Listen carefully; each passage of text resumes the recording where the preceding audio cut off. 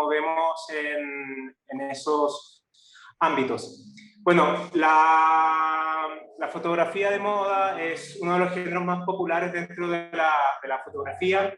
Es un género dedicado a ilustrar mayormente todo lo que es ropa, joyas, calzado, maquillaje, etcétera, con un destino a nivel comercial o también editorial.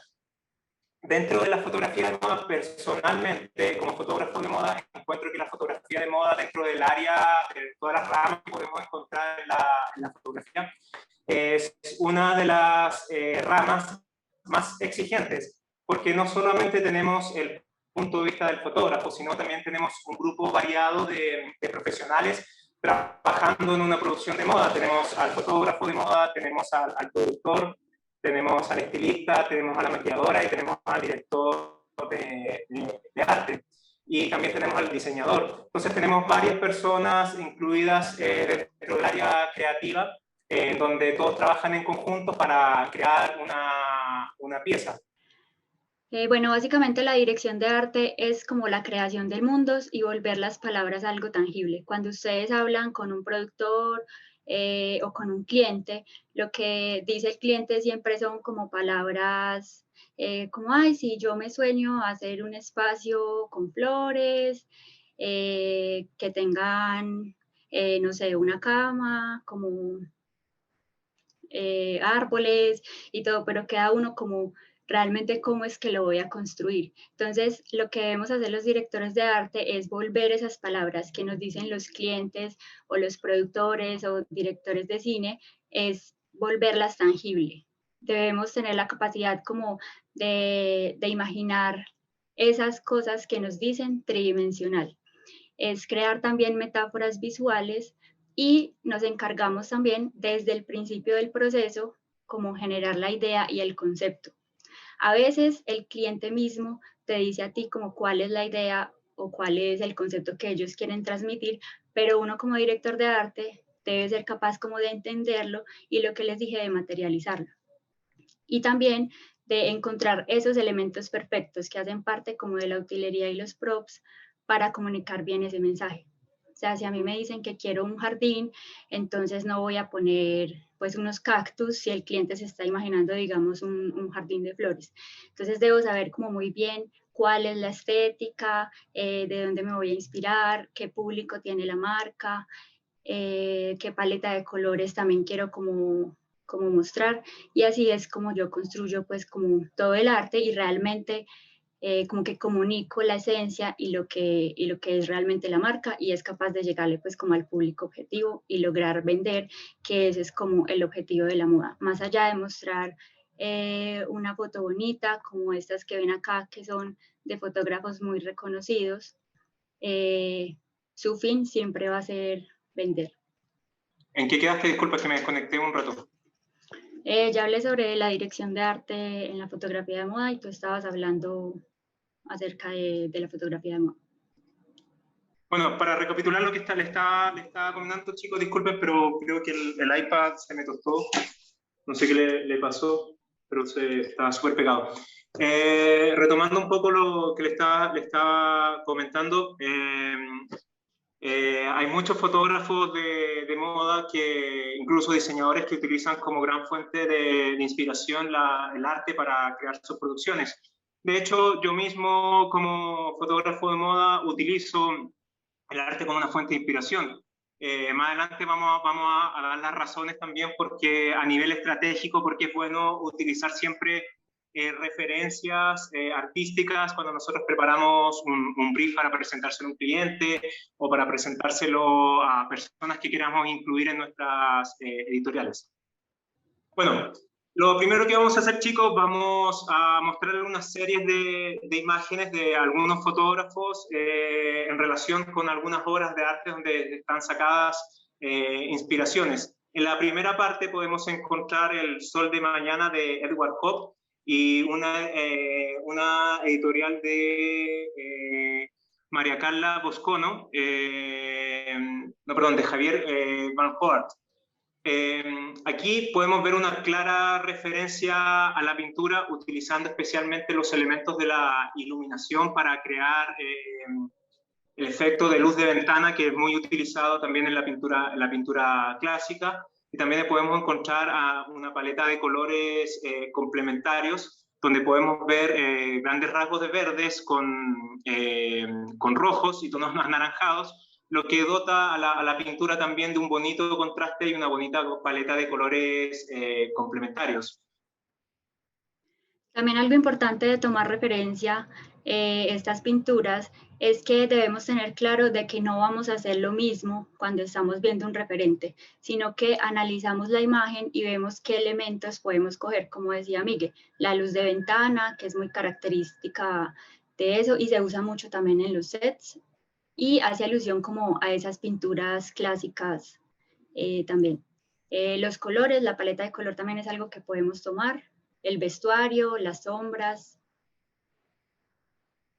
Listo. Bueno, la siguiente pintura que nosotros tenemos, que es una mucho más conocida, que es el Desayuno en la hierba de Manet, y una fotografía del 2007 de un gran fotógrafo de moda, Tom Ford. Aquí claramente Tom Ford utilizó una paleta de colores muy similar a la pintura, entre claros y oscuros, donde marca un gran contraste a través del uso de los blancos y los negros, con pequeños dotes de color en los labios de las modelos que le dan más vida a la fotografía. Listo. De pronto sería bueno también que ustedes miraran y de pronto lograran analizar otras cosas que de pronto este fotógrafo tomó de referencia de la obra de arte. Nosotros pueden escribir en el chat. Nosotros como fotógrafos, para poder inspirarnos en una pintura, necesitamos utilizar una de las herramientas más indispensables que nosotros tenemos, que es la habilidad de observar. Todo va a través de la observación. Es cosa de observar una pintura y poder analizarla. No solamente una pintura, sino también como nosotros como fotógrafos tenemos que hacer constantemente el ejercicio de análisis crítico, de siempre tener una opinión crítica, no solamente con los elementos que nos gusten, sino también con los elementos que nos desagradan. Siempre hacernos la pregunta, ¿qué es lo que nos gusta en esta fotografía? ¿Qué es lo que nos llama la atención? Y poder descomponer una imagen tanto a nivel técnico, de composición geométricamente, o paletas de colores, o formas, o conceptos. Ya que muchas pinturas, relaciones que vamos a ver entre fotografía y pintura del arte, pueden tener conexión en uno de esos tres elementos o varios de esos tres elementos, ya sea como en la connotación de la pintura, los colores, la paleta de colores que esté utilizando el fotógrafo o el pintor en ese caso, o también la iluminación. Bueno, vamos a seguir acá, vamos a seguir con la chica leyendo carta por Vermeer, también una pintura bastante conocida de la pintura clásica, y una fotografía de Simon Procter para Dior. Aquí la referencia es súper clara, la pintura de Vermeer, gran parte de la pintura clásica, el uso de ventanas para dibujar y ilustrar la salida de luz era indispensable, porque en esos tiempos no había luz natural, o sea, no había luz artificial. Entonces, gran parte de las pinturas que vamos a ver de pintores clásicos, que son en retratos, que son en interiores, tienen una luz de ventana, lo cual a nosotros también como fotógrafos nos sirve mucho para inspirarnos, porque si se dan cuenta, la luz de ventana siempre viene con una luz natural, y la luz natural siempre viene de un lugar mucho más alto. Y ese es un tip que nos da mucho la pintura clásica, de cómo nosotros como fotógrafos podemos iluminar una escena. La iluminación, al estar siempre en la parte de arriba, hace que la fotografía tome una estética mucho más natural, porque nosotros en nuestro día a día, toda la iluminación que encontramos viene desde arriba, ya sea desde el cielo, cuando salimos con la luz natural, o también cuando nosotros estamos en el interior de una casa. La luz siempre constantemente está por encima de nuestra cabeza. Entonces, si nosotros como fotógrafos también utilizamos esa relación de siempre cuando estemos armando nuestros esquemas de iluminación, utilizar nuestras luces principales por encima, como verán estas luces de ventanas que venía la luz desde arriba, siempre nos van a otorgar un look mucho más natural en nuestras fotografías. También aquí podemos destacar el uso de paleta de colores, el uso de paleta de colores en tonos cálidos, que se van desde los amarillos con unos toques de rojo, que es lo que rompe un poco y genera el contraste dentro de la fotografía. Sí, es una mezcla de colores complementarios y lo que les decía ahorita, mirar como qué elementos de la obra de arte yo puedo tomar de referencia para poner en el set. Entonces aquí también fue la ventana con la luz natural, como decía Miguel. También nos sirve para inspirarnos como en la textura para hacer los fondos o paredes dentro del set, por ejemplo esta. De pronto mirar como qué degradados hacen, dónde aplican las sombras, dónde aplican las luces y también como qué utilería yo puedo añadir según el espacio que yo quiera crear. Bueno, la siguiente, El mundo de Cristina por Underwood, de Angelina Lindvall para Vogue. Esta también es una pintura, es un clásico de la pintura. Se ha hecho referencia a esta pintura no solamente en la fotografía, sino también en el mundo del cine, muchísimas veces. Como dato curioso, esa pintura es una mujer que tenía una parálisis y estaba arrastrándose para llegar a su casa. La escena vista desde atrás nos denota y la perspectiva de la relación que hay entre la casa y la mujer automáticamente nos referencia y nos da un dramatismo a la escena, que la podemos ver aplicada en la fotografía de Cristina. También hay un importante uso de paleta de colores que van desde los tonos cálidos, incluso con pequeños toques complementarios, porque utiliza un vestido bastante anaranjado sobre un piso que es un pasto, que es verdoso, y eso genera un contraste bastante interesante.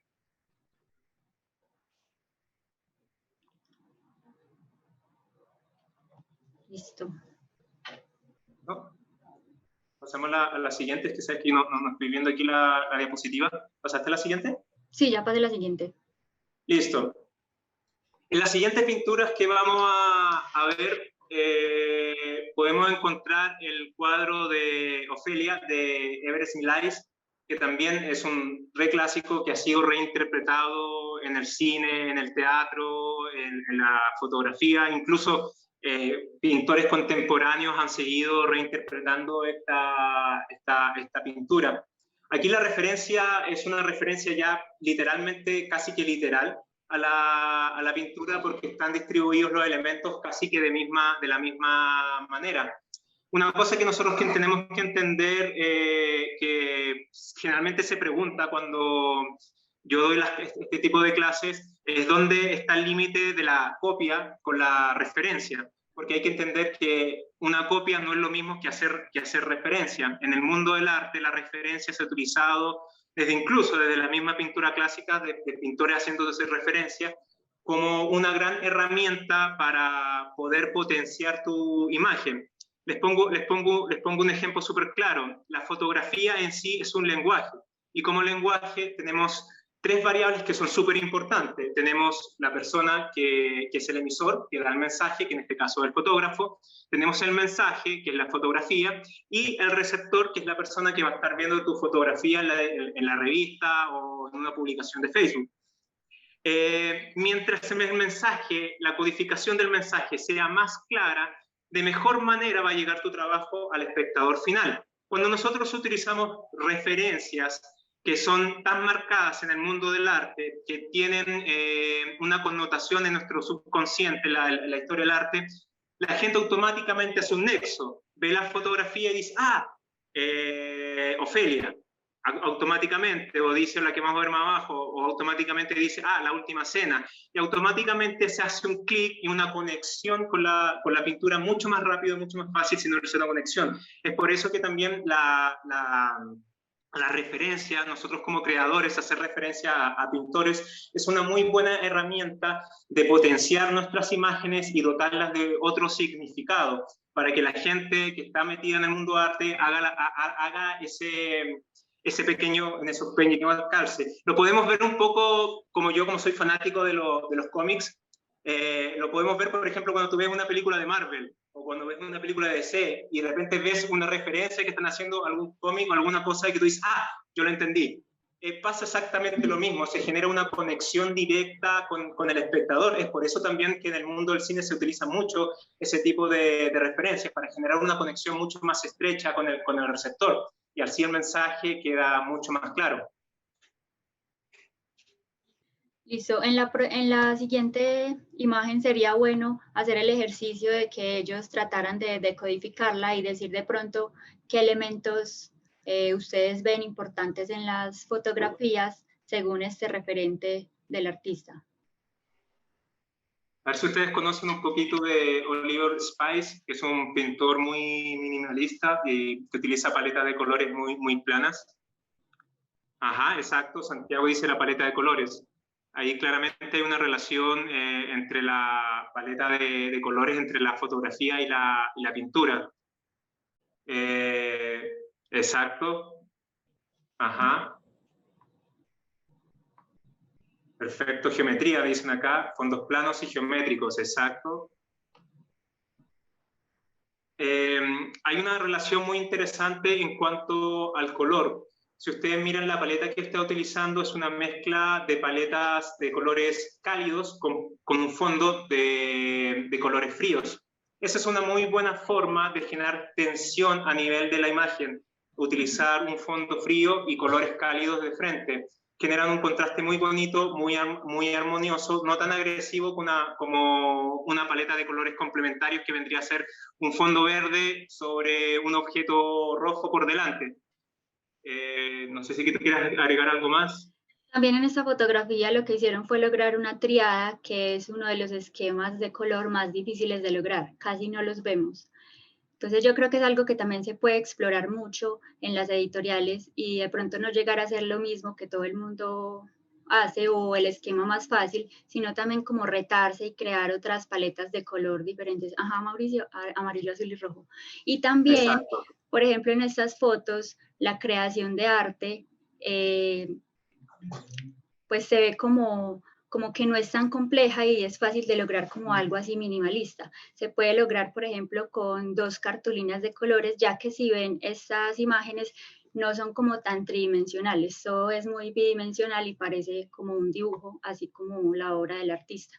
¿Por qué? Porque no tienen ni sombras ni luces. Entonces, al no tener sombras ni luces en una fotografía, es cuando todo se ve muy plano y el arte ahí se vuelve como más fácil de construir porque casi que no tiene esas profundidades.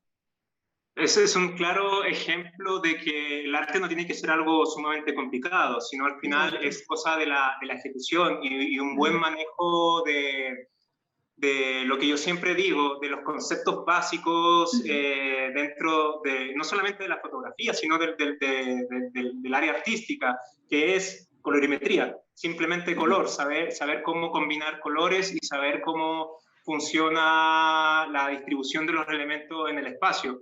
Y eso tú lo obtienes con la técnica. Y eso es una cosa súper importante que nosotros siempre destacamos en la escuela y en las clases. Primero aprende la técnica, aprende la escuela, lo básico, y después de eso, olvídate de todo eso para poner y poder encontrar tu propio estilo. Porque si tú no tienes conocimiento de las reglas, no puedes romperlas. Entonces, primero hay que saber aprender las reglas, que son las primeras reglas de composición básica, composición de color, aprenderlas, asimilarlas, aplicarlas y después romperlas para crear tu propio estilo. Total. Vamos a la siguiente. ¿Tú me dices porque yo no estoy viendo la diapositiva? Ya. Solo me estoy viendo a mí. Ya estamos ahí en la siguiente, la de La Chapelle. ¿Sí? Listo, perfecto. Aquí tenemos a La Chapelle, personalmente uno de mis fotógrafos favoritos. En la primera, a mano izquierda, tenemos una referencia más que clara, o sea, es una referencia que es indiscutible, que es a La Última Cena de Da Vinci. Es una referencia muy poderosa porque es una pintura que no solamente es un ícono del mundo del arte, sino también del ícono del mundo religioso, entonces está muy metida en el subconsciente colectivo como a nivel social. Entonces utilizar estos elementos y dotarlos de un aire totalmente nuevo, como hace La Chapelle en esta junta de última cena súper urbana, con unos tonos pop, incluso llevándonos también al kitsch. Absolutamente crean una escena ya llena de vida y un aire totalmente fresco a esta representación que es la última cena. Como dato, yo les comentaba al principio que si bien la moda en sí no es arte, pero sí hay diseñadores y fotógrafos que se mueven entre el arte y la moda y que los mezclan y lo conjugan súper bien. La Chapelle es un claro ejemplo de él. La Chapelle lleva sus fotografías al arte sin dejar de lado la estética, sin dejar de lado la moda, por el conocimiento de la estética que tiene.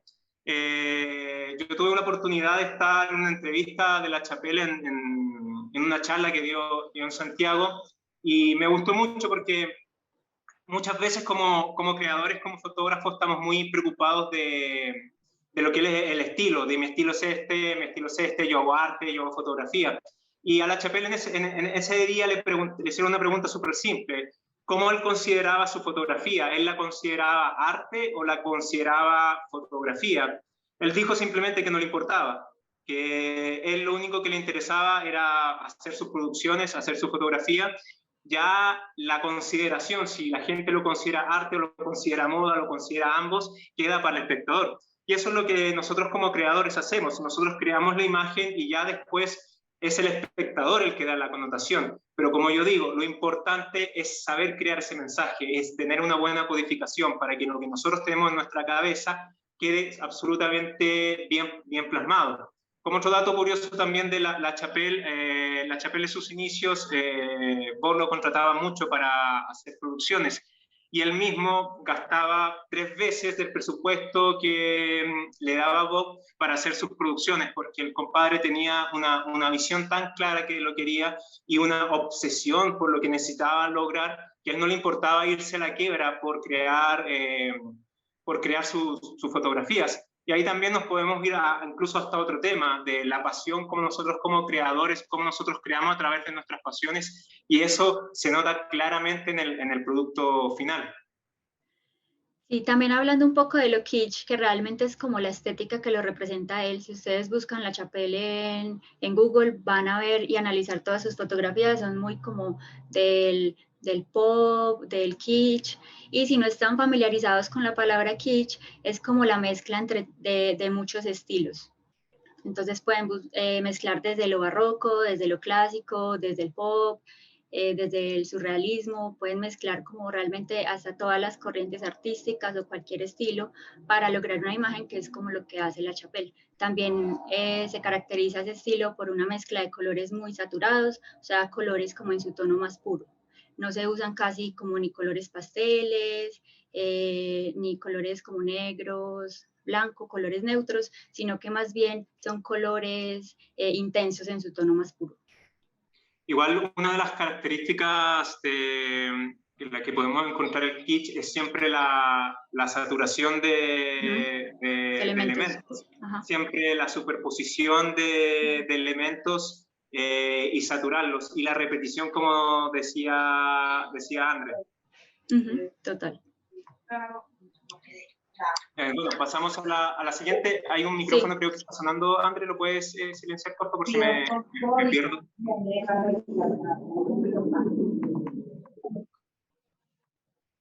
Creo que ya. Bueno, esta es una campaña de Gucci inspirada en las pinturas clásicas. Fue la campaña que se hizo. Faltó la siguiente, la Piedad. Ah, bueno, sí. Espérate. Bueno, tenemos... ¿volviste? Ya. Ajá. Bueno, tenemos otra referencia.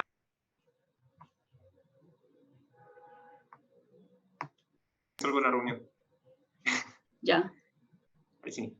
Tenemos otra referencia de La Chapelle a la Piedad de Miguel Ángel, una de las esculturas clásicas. Mire que también no es necesario inspirarse solamente de la pintura, también las multidisciplinas que ha engendrado el arte son una fuente de inspiración, la arquitectura, el diseño, la escultura, el grabado, el teatro, el cine, que también lo vamos a ver abajo. Y aquí tenemos una clara referencia a la Piedad de Miguel Ángel con sus toques clásicos de kitsch y mezcla de kitsch y pop que nos señala él. Como decía Ande, también una de las características de la Chapelle es siempre la saturación de la imagen a nivel de composición. Miren cómo se saturan esos colores naranjos, pero a pesar de tener unos colores tan saturados y una gama de elementos tan variadas, mire que solamente no hay son elementos, hay varias capas, uno puede irse hasta el fondo y encontrar pequeños detalles, todos están pensados, distribuidos estratégicamente para crear todo ese entorno y crear esa magnífica referencia que nos regala la Chapelle. Y que eso es lo que les decía ahorita, cada elemento que haya dentro del set debe ser pensado y que haga como juego con todo el concepto que se quiere contar.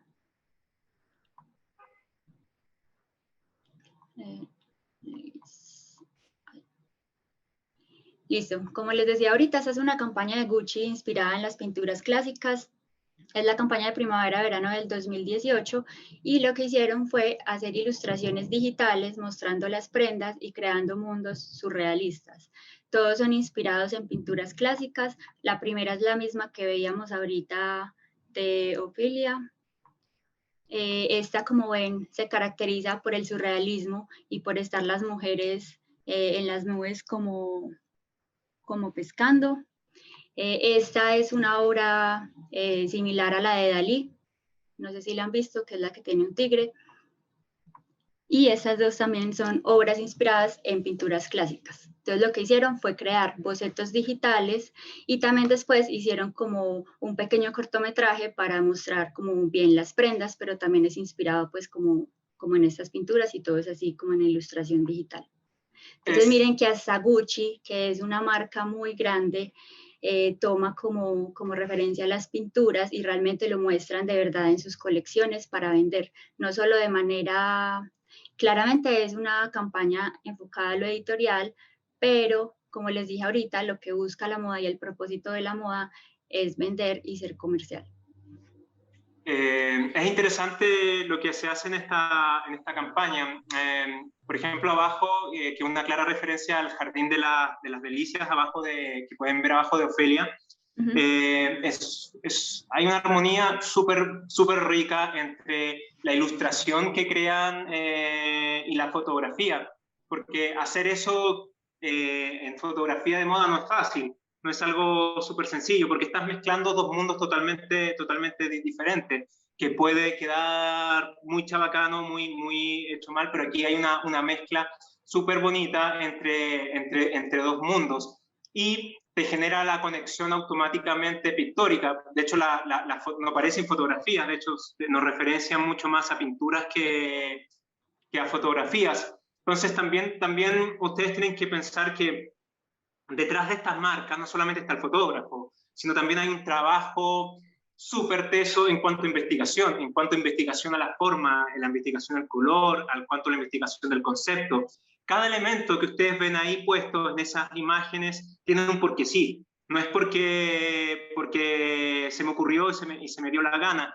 Y el porque sí siempre tiene un trasfondo técnico que viene a ser, como yo les comentaba antes, a través de los canales clásicos de composición, de color, de forma, de estilos, de tendencias que se estén pasando en el momento y conjugar todo. Es por eso yo siempre digo que la fotografía de moda es como un buen trabajo de relojería.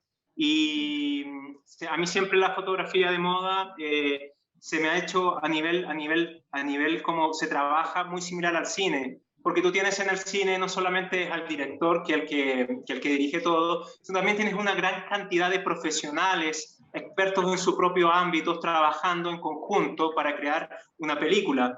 Acá tenemos una gran variedad de profesionales, todos con conocimientos técnicos, estéticos, para crear una imagen. Y nosotros como fotógrafos, nosotros pasamos a ser como el director de orquesta, donde nosotros tenemos que linear todos esos caminos que tenemos, tanto el arte, el vestuario, la composición, la iluminación, y que todos esos elementos estén súper bien alineados para que se produzca la imagen final. Pero para hacer eso, nosotros necesitamos conocimientos. Porque sí, muy bien uno puede tener talento y uno puede, desde muy pequeño, poder tener la capacidad de distribuir elementos y que queden armoniosos y que queden bonitos. Y eso es lo que nosotros denominamos talento, que es algo innato. Yo coloco esto acá, decoro esto así, y se ve muy bonito porque simplemente yo tengo una conexión y una sensibilidad. Pero si nosotros queremos llevar las herramientas, nuestro talento, llevarlo a otro nivel, el conocimiento de los pintores clásicos, las herramientas que lo utilizaban para componer sus imágenes, nos dotan de una gran capacidad creativa y de poder elevar todo ese talento que nosotros tenemos. Listo, no sé si hasta aquí de pronto tengan alguna pregunta, algo que de pronto quieran saber adicional. Ni siquiera he visto el chat.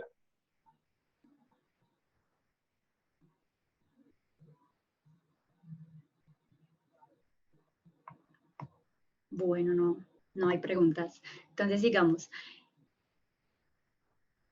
Listo. Listo, bueno, otra manera de encontrar inspiración, aparte de las pinturas clásicas como lo estábamos viendo, es también en las corrientes y en los movimientos artísticos, que obviamente también esas pinturas hacen parte de ellos. Aquí solamente les pusimos algunos porque la verdad son demasiados, pero esos son como los más característicos y como los que más hemos visto que se aplican como a la fotografía de moda. Por ejemplo, el surrealismo, el pop art, el minimalismo, el impresionismo, el cubismo, el futurismo, y hay otro montón en los que se pueden inspirar. Entonces, ustedes dirán como, ¿cómo me inspiro yo desde esas fotos? Pues como para qué me sirve verlos. Ya tenemos claro cómo inspirarnos como en las pinturas clásicas, que era lo que vimos. Pero por ejemplo en esta, que digamos es algo más abstracto, más conceptual, que es de Miró, yo siempre recomiendo mucho algo y es que a la hora de ustedes bocetar un set, si son directores de arte y van a construir un espacio, realmente no deben preocuparse por no ser ilustradores, por no saber hacer como imágenes en 3D, sino que realmente lo pueden hacer solamente con la mezcla de figuras geométricas, así como lo hace este artista.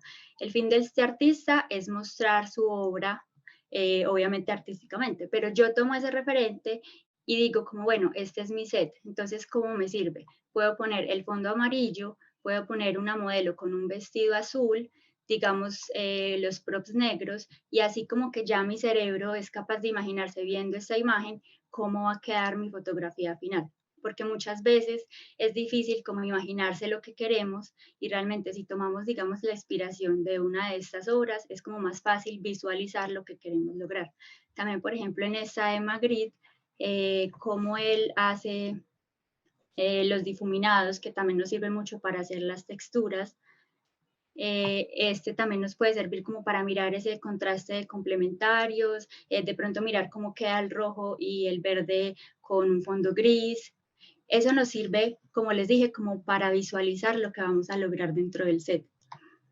Esta imagen es de Andy Warhol, uno de los exponentes del pop art, y el pop art es uno de los movimientos artísticos más usados en fotografía de moda. Lo hemos visto mucho, digamos, fondos así en colores puros, las modelos vestidas de colores complementarios y súper saturados, y se usan mucho esos colores como planos. O sea, en el pop art no se usa casi textura, a diferencia de esta otra foto que les mostré, es más del surrealismo, que sí se puede aplicar como más texturas. Aquí dicen, sí, Alfaro Martín, si bien grandes maestros del arte se inspiraron en algunos casos en otros referentes artísticos, valdría la pena promover la originalidad a través de las técnicas creativas, ya que los fotógrafos somos artistas y no copiadores. Sí, claro, tienes toda la razón, pero hay algo que tener súper en claro, que la originalidad murió con el posmodernismo. Duchamp mató lo original, ya no hay nada original. Todo lo que nosotros hacemos como artistas, como creadores, nace de alguna parte, porque una idea, un concepto, no nace de la nada.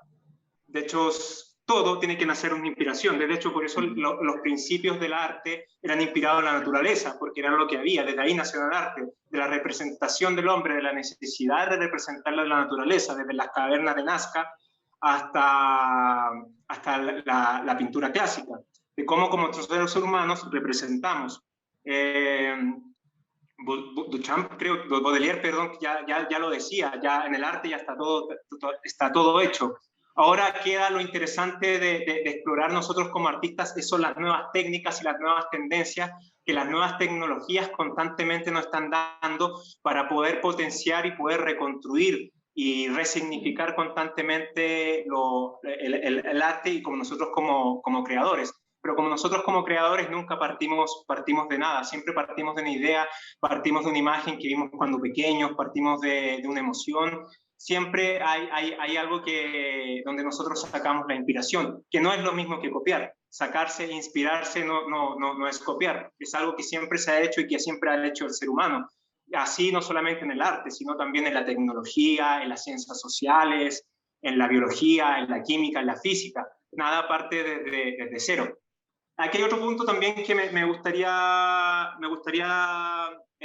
otro punto que me gustaría tocar mucho, que había mencionado arte, a nivel ya pensándolo más desde el punto de vista comercial. Nosotros cuando queremos vender una propuesta, ya sea como una marca o sea a un equipo creativo, a una modelo, a un super director de arte, una super maquilladora, y nosotros decimos, queremos convencer a estos pelados, a esta pelada, para que se una a mi equipo y trabajemos. El uso de referencias me ha servido a mí como punto clave para conectar con creativos.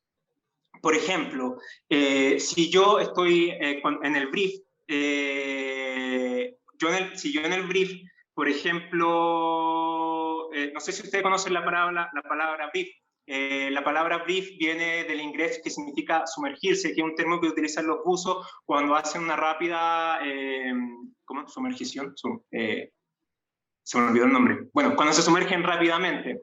El brief tiene ¿cómo se llama? La capacidad de sumergirse en la idea y desmenuzarla en todos sus componentes para que la persona que está viendo y conecte con la idea, conecte en todas sus partes y pueda hacerse una mejor idea de lo que el fotógrafo o el creativo esté pensando. Y cuando nosotros hacemos relaciones, por ejemplo, cuando hablamos de paleta de colores y mencionamos a pintores y mencionamos a artistas que vamos a utilizar una paleta de colores inspirada en un cuadro de Mondrian, o vamos a utilizar una paleta de colores inspirada en tal tendencia artística o arquitectónica, etcétera, etcétera, como creadores nos da validez.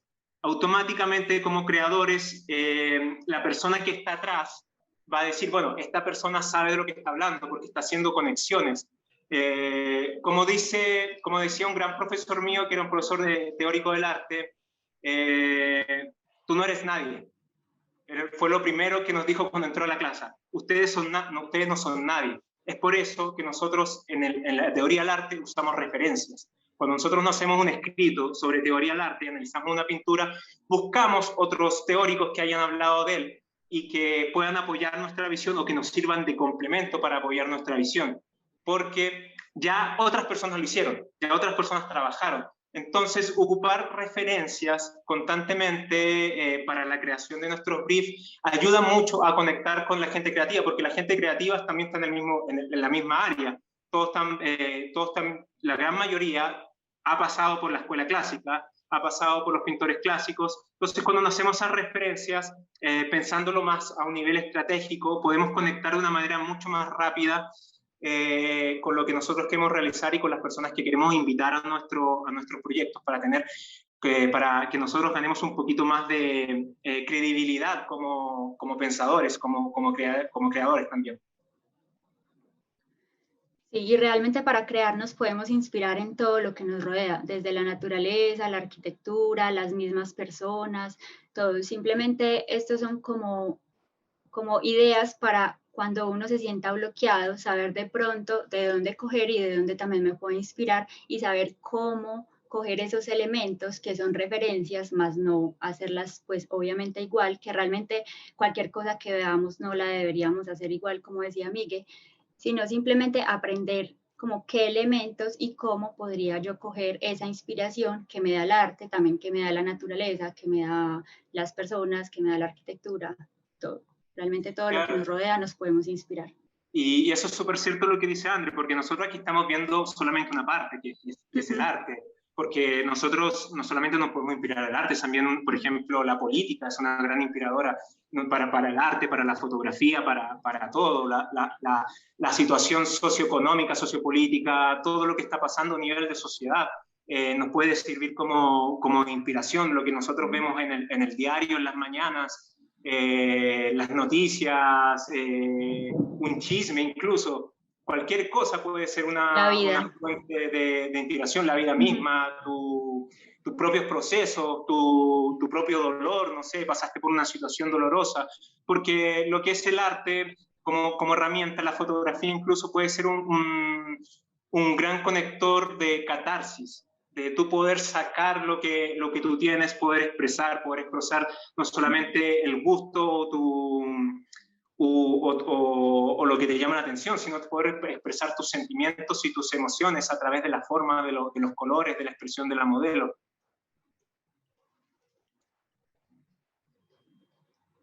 Listo, les vamos a mostrar algunos referentes del surrealismo, que es como lo que más involucra, digamos, que arte, y se ve mucho también como en la fotografía de moda, así como les dije, el pop art y un montón de corrientes. Por aquí rápidamente les vamos a mostrar ahí acerca del surrealismo. Esta es Sandy Skoglund, es una fotógrafa y artista plástica estadounidense y se caracteriza por la creación de sets basados como en la repetición de elementos, lo que hablábamos ahorita. Y lo bueno y lo chévere de su trabajo es que lo hace con elementos cotidianos. Entonces miren, por ejemplo, esta que es con unos ganchos, estas son unas cucharas. Yo puedo tener de pronto, no sé, un amigo que trabaja en un restaurante y tiene un montón de cucharas y no sabe qué hacer con ellas, uno las coge y puede hacer parte como el set. Realmente en la dirección de arte como que lo importante es ser recursivo y saber utilizar todos esos elementos. Obviamente, desde que cada uno entre en la propuesta y en lo que yo quiero transmitir. Entonces, esta persona lo que hace es crear sets, se caracteriza también mucho por sus contrastes de color, muchas monocromías, colores análogos, también se va mucho como a la estética pop, como les decía ahorita, como los colores en su tono más puro, y no usa casi texturas. También podemos ver, como decía André, una clara mezcla de conceptos, porque no solamente nosotros nos podemos inspirar de una tendencia, sino podemos mezclar. Nosotros somos un lienzo en blanco y podemos mezclar mucho, porque aquí no solamente, como dice André, podemos ver surrealismo, también vemos pop a través del color y vemos kitsch a través de la repetición de los elementos. Es muy interesante cómo trabaja el color. Por ejemplo, en la primera imagen podemos ver claramente una paleta de colores a través de los diferencia de contraste a través de los cálidos y fríos, como en la última de esa misma línea, colores cálidos y fríos. En la siguiente, la de los rojos, hay una combinación súper interesante que se aplica mucho en fotografía, es en colocar un fondo gris y delante del fondo gris colocar un color de los primarios bien saturados. Esa forma de combinar el color funciona mucho como la paleta de colores complementarias, ya que los colores primarios, cuando son colores puros y están sobrepuestos sobre un fondo gris, tienden a vibrar. Es lo mismo que pasa que, por ejemplo, si yo coloco un cuadro grande, gigante, y en el centro del cuadro pongo un cuadrado rojo, si tú empiezas a ver los bordes del cuadrado rojo, vas a ver como si ese cuadrado estuviera como vibrando. Eso es lo que produce los colores complementarios. Esta técnica de mezclar estos colores para que el color complementario vibre es mucho menos agresiva que los colores complementarios y es muy utilizada. Es por eso que en fotografía de moda el color gris se utiliza muchísimo para trabajo de lookbook, porque resalta mucho las prendas en sus colores complementarios. Y esos contrastes de color los pueden buscar como contrastes de color de Johannes Itten. Él fue como el que hizo esa mezcla de contrastes que también están ahí como los del círculo cromático.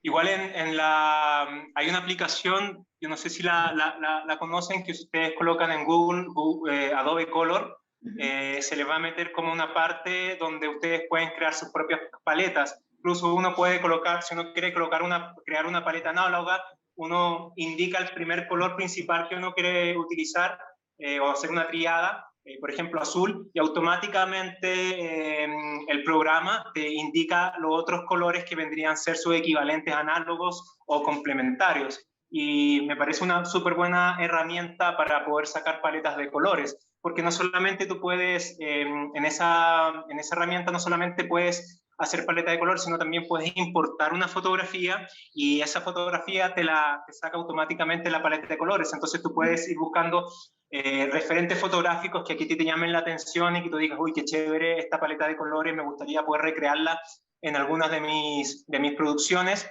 Entonces tú la puedes montar, sacar la paleta de colores y poder irla guardando y tener como, por ejemplo, igual tengo una carpetita solamente de paleta de colores, que es la que me sirven de inspiración, tanto como para fotografía como también para ilustración muchas veces.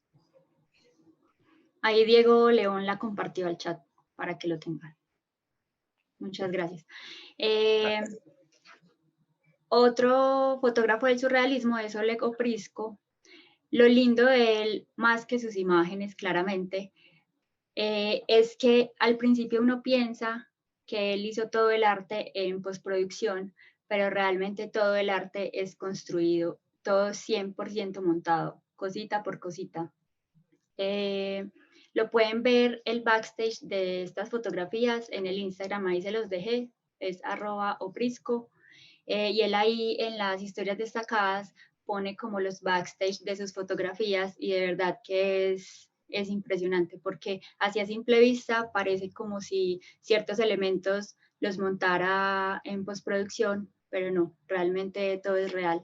Y miren que también trabaja con la herramienta de la repetición. Es un mismo elemento y repetido muchas veces es que genera esta armonía y eso tan chévere. También se caracteriza mucho como por sus colores, son colores más desaturados tirando a lo pastel. Eso también como que hace característico su trabajo. Una de las cosas que me llama más la atención es la descontextualización de los elementos que utiliza este fotógrafo para añadir ese surrealismo. De hecho, el surrealismo lo utiliza mucho. ¿A qué me refiero con descontextualización del elemento? Por ejemplo, en la última foto a la derecha de la cabina telefónica. Mira que es una playa donde tú tienes teléfonos en la arena. O sea, no es algo que tú veas en una playa. Entonces, automáticamente estás descontextualizando el teléfono. Lo mismo que que tenemos los fósforos. Tú no encuentras fósforos en un prado de esa forma. Y tampoco de ese tamaño. Lo que uno puede hacer con los objetos es como coger un objeto, pensar para qué sirve, para qué no sirve, de pronto de qué color puede ser, de qué color no puede ser, también cómo sería, digamos, si tengo un pocillo gigante y si me meto dentro de él, de pronto como coger objetos y cambiarles como su aspecto, también sirve mucho como herramienta para la creatividad. Ajá. Y de hecho, eso que yo les digo de la contextualización de elementos es algo que en el arte y en la fotografía de moda se utiliza muchísimo, porque al tener un elemento que no te calza dentro del entorno, automáticamente te quedas pegado en la fotografía para intentar unos segundos entender lo que está sucediendo. Entonces, igual es una muy buena técnica para poder conectar mucho más rápido, descontextualizar ciertos elementos. Por ejemplo, no sé, colocar una mujer muy elegante encima de un basurero. Entonces, automáticamente estás sacando de contexto, de lugar a la mujer elegante y lo estás colocando en un lugar donde generalmente tú no ves esa clase de estilismo. Y eso automáticamente genera una desconexión a nivel de imagen y eso llama mucho la atención. Otra cosa que podemos ver también en la paleta de colores en tonalidades frías, entre los verdes y los azulados, que hacen que la fotografía se llene también de una nostalgia. Es muy nostálgica la fotografía, es una fotografía muy contemplativa por el mismo hecho de generar espacios grandes. De generar espacios grandes, al generar ese vacío, ustedes encuentran siempre a los modelos, a las modelos insertas en pequeños espacios ya descontextualizados, y eso automáticamente genera esa sensación de nostalgia que podemos ver en gran parte de, de las fotografías de este fotógrafo.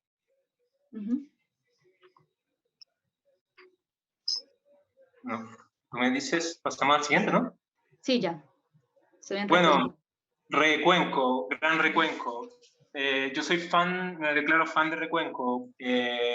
Recuenco a mí me encanta porque en su fotografía es el hecho de cómo nosotros en un solo espacio podemos hacer muchas cosas diferentes.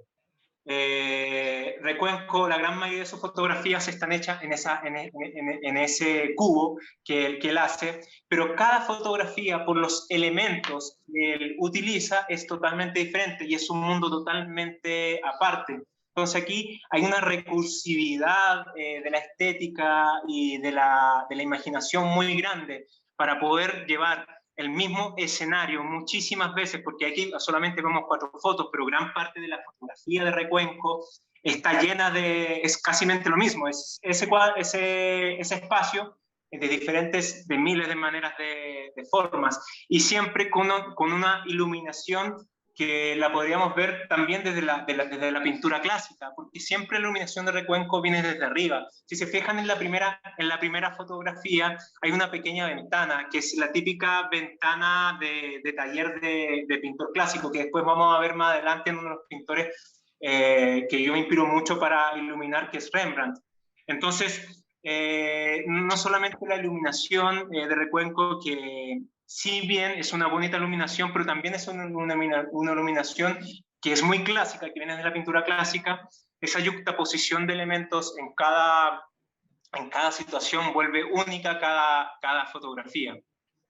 Sí, él tiene un estilo muy cinematográfico y pictórico, y realmente miren que para la creación de arte y para la creación de una fotografía casi que no hay límites, porque en 4 paredes él puede crear hasta infinita cantidad de espacios simplemente modificando la utilería y los props dentro del set, también de acuerdo a lo que él quiere transmitir. Acá creo como una sala de espera de un aeropuerto, pero obviamente llevándolo más al surrealismo, como con un astronauta, como que todo es cuestión de la imaginación y realmente no hay límites. Así yo tenga un cubo, debo pensar es cómo transformar ese espacio, de pronto cómo cambiarle esa tridimensionalidad y cómo ponerle objetos que aporten y que me den como un nuevo concepto. También miren la creación de personajes, esa es una de las cosas más lindas de Recuenco, y es que en cada fotografía de verdad se mete y crea un personaje desde cero. Y a la hora de hacer una editorial o de hacer cualquier producción, si yo tengo claro cómo es el personaje, ya me va a quedar más fácil como sacar y desglosar como elementos de él. Por ejemplo, esta que vemos del astronauta, de pronto pensar si el astronauta no solo está en el espacio, también donde puede estar. Entonces, ¿cómo lo relaciono? De pronto relacionar el cohete que se relaciona con él, con un avión, y entonces pensar como qué espacios me llevan o me evocan a ese como avión y a ese concepto, y más que todo pues como a ese personaje. Entonces es importante como eso en las producciones, como de verdad crear un personaje para que quede más fácil como comunicar. Hay una cosa que debemos entender, porque una de las grandes preguntas cuando uno está empezando, bueno, ¿y cómo yo llevo mi imaginación allá? ¿Cómo logro crear tantas combinaciones y hacer mi mente volar? La respuesta es súper fácil. Viviendo, estudiando, el conocimiento siempre es una herramienta creativa. Como dije antes, nada parte desde cero.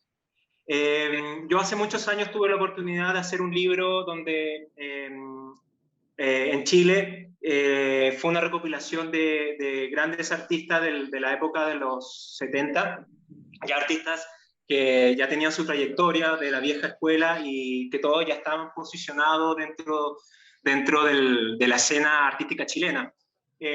Una de las cosas que me llamó más la atención y que tenían todos en común, que yo creo que es lo que los lleva también a la excelencia, es la cantidad de conocimiento que tienen. No solamente conocimiento de arte, sino conocimiento de todo. Son personas que tú te puedes sentar con ellos y puedes hablar de todo. Puedes hablar de filosofía, puedes hablar de arte, puedes hablar de matemática, puedes hablar de política, de religión, de economía, porque son personas curiosas. El artista en sí, su mayor atributo, su mayor potencial que nosotros podemos explotar es la curiosidad. Y mientras más curiosidad tengas, más vas a investigar. Mientras más investigues, más información vas a tener en tu cabeza, más cosas vas a saber. Y mientras más cosas en tu cabeza tengas, tu imaginación cada vez va a ser mucho más alta, cada vez la vas a llevar más. Entonces también la invitación de este workshop es que sean busquillas, que busquen cosas, llénense, lean, busquen artistas que les gusten, busquen su obra, analícenla, léanse un libro, mírense una buena película, viajen.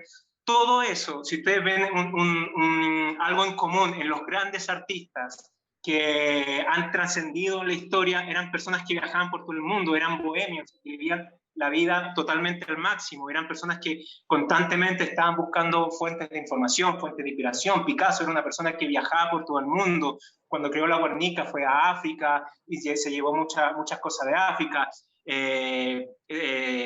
Van Gogh estaba obsesionado con el ukiyo-e, de ahí donde nació gran parte de su pintura con los girasoles. Entonces, como ven, no todo no nace de la nada, tiene que haber una inspiración, tiene que haber una curiosidad con nosotros como artistas para poder crear. Entonces, es eso lo que nosotros tenemos que hacer para poder llevar nuestro arte al siguiente nivel, llenarnos de esta hermosa información, porque artistas y cosas hermosas en el mundo hay por montón, de esos sobran.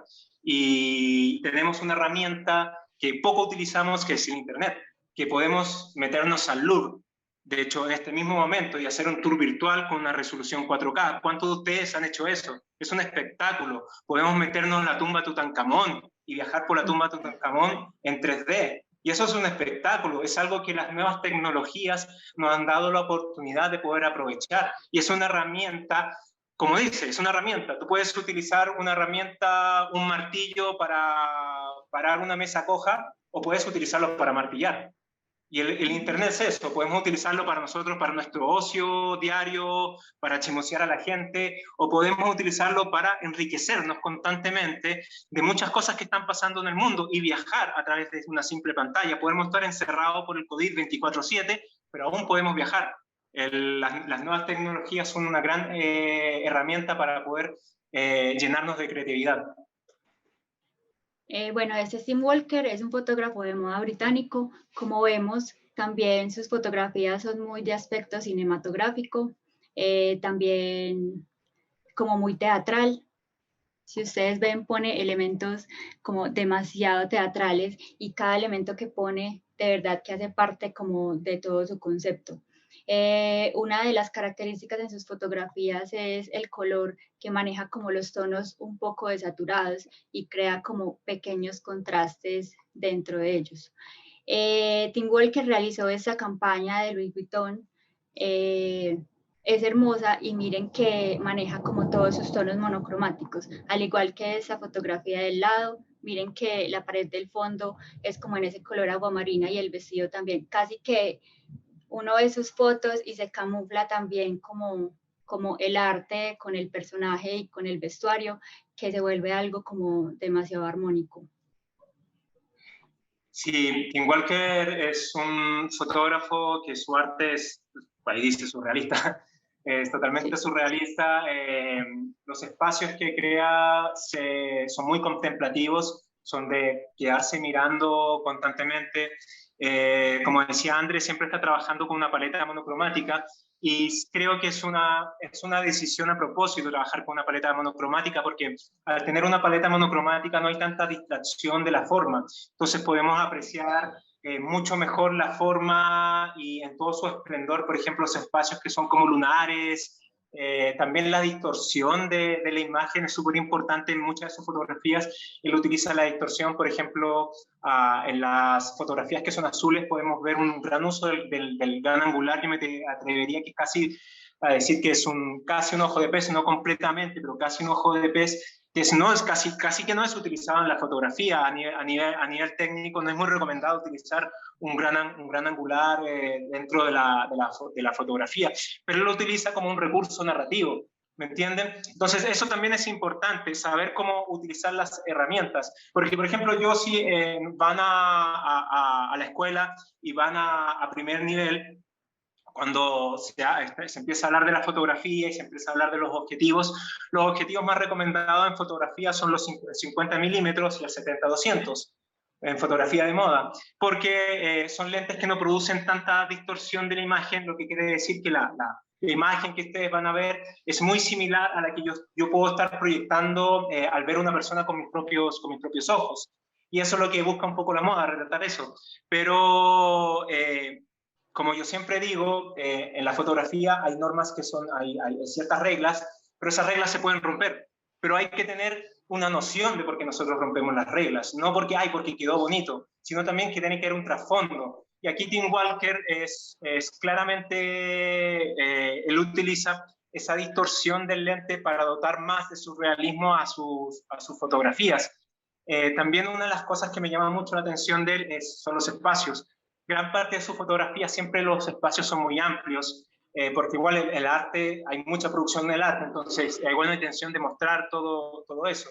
Como vemos en la fotografía que es de tonos verdes mentas, donde tenemos esta mujer donde esa cola cae gigante, tiene muchas series de fotografías que son muy similares, donde está la mujer y con el mismo vestuario se alarga la forma de la mujer. Entonces hay una utilización también de los espacios, no solamente del arte, sino también del estilismo. También como directores de arte, a la hora de crear un set, es importante preguntarle de pronto al fotógrafo o al de video qué lente va a utilizar, qué óptica va a usar, porque por ejemplo, vemos en esta campaña el gran angular, como decía Miguel, pero si el director de arte no le puso, digamos, techo al set, va a quedar muerto y su trabajo como que quedó mal hecho. Entonces es importante como saber, no es obligatorio, pero sí es importante conocer la óptica para saber también hasta qué punto yo llego en cuanto a la creación del arte. También para saber que no vaya a poner arte de más y de pronto el fotógrafo llevó cierto tipo de óptica que no va a salir pues ni la mitad del set que construí. Entonces es importante también tener eso en cuenta, como las dimensiones y todo, para saber cómo hasta qué punto llegar en la creación del set. Pasa también en fotografía de alimentos, de producto y de todo. Saber bien y tener bien claras como las dimensiones a la hora de crear para no perder ni materiales, ni tiempo, ni dinero, ni nada, sino como tener todo organizado para que el día de la producción pues todo esté como súper bien. Eso es súper importante lo que dice André de no perder dinero, porque dentro de la fotografía de moda hay una parte que se llama producción. Y la producción puede ser una parte un poco tediosa para los que somos creativos, porque es la parte más organizacional donde nosotros tenemos que desglosar todos los componentes, no solamente a nivel creativo, sino a nivel de gestión, de qué se consigue tal cosa, qué se consigue, dónde vamos a conseguir esto.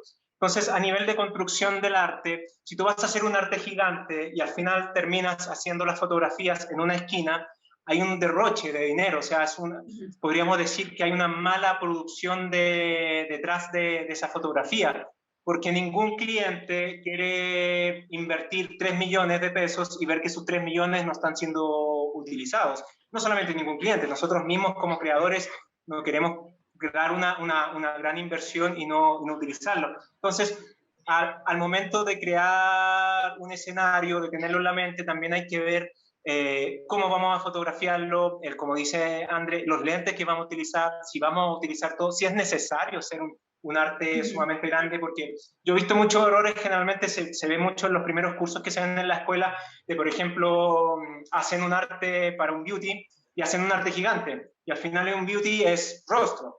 y se pierde todo el arte, y es energía perdida y tiempo perdido y dinero perdido. Entonces hay una mala producción. Entonces también nosotros tenemos que ser conscientes de optimizar nuestro tiempo, y optimizar nuestro tiempo a través de una buena gestión de una producción nos va a dar mucho mejores resultados. Es como dice un viejo dicho, el éxito ama la preparación. Entonces eso, mientras más prepares tu producción, mientras más tengas claro lo que quieres hacer, mejor te vas a poder encontrar con los imprevistos, porque siempre salen imprevistos, mejor vas a estar preparado para eso, y mejor vas a estar preparado en día a la toma para incluso poder improvisar dentro de eso. Total, y por eso es tan importante la comunicación en las producciones, porque si, digamos, a mí el cliente me dice que quiere crear, digamos, este espacio de la luna, pero realmente vende es como joyas, y ella se imagina que le voy a dar es como unos beauties, realmente perdí todo lo que hice en el piso, y como decíamos, eso es tiempo, plata, todo perdido. Entonces, como también saber como realmente qué es lo que queremos lograr antes de pasar la propuesta y antes de construir el set. Obviamente el modelo se puede mover por todo el set y puede hacer unos beauties también, digamos, acostados sobre aquí, sobre la arena, pero como que hay que tener eso muy claro, y también la tarea del director de arte es comunicarle a todo el equipo, por eso se llama también director, porque debe ser como un súper buen líder que le comunique a todo el equipo. También como qué hizo él y qué planos se imagina también que queden en la toma, tener como buena comunicación con el fotógrafo, decirle como deberías hacer una foto desde arriba para que se vea como el piso que hicimos, para que se vea la pared que hicimos, recuerda que se debe hacer como todo el uso de la utilería y los props que conseguimos, porque también muchas veces en la preproducción se emociona uno como llenándose de un montón de objetos que porque le van a servir de sillas, no sé, bolsos, lámparas, un montón de cosas, y realmente termina no saliendo nada en la producción, porque el día de la producción realmente es algo súper caótico. Entonces, por eso, si uno no tiene como todo organizado, ese día como que todo va a salir mal.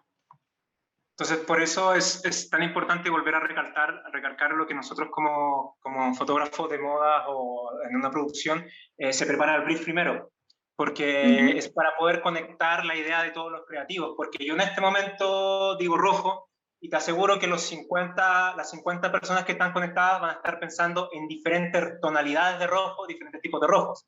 Entonces, para todos estar conectados es súper importante que se plasme a nivel de imagen con referentes, paletas de colores, etcétera, para que así en el día de la producción no nos andemos tropezando y todo fluya mucho más rápido. Exacto. Aquí voy a hablar un poco sobre más que el arte, sino desde la parte de iluminación. Fotografía viene del griego y viene de pintar con luz, o sea, literalmente significa pintar con luz. La luz es esencial para hacer fotografía. Sin luz nosotros no podríamos plasmar una fotografía. Entonces, saber cómo se mueve la luz, saber cómo funciona la luz en el espacio, es esencial para nosotros como creativos, fotógrafos, para realizar nuestras producciones. Y qué mejor que los pintores clásicos para estudiar la fotografía.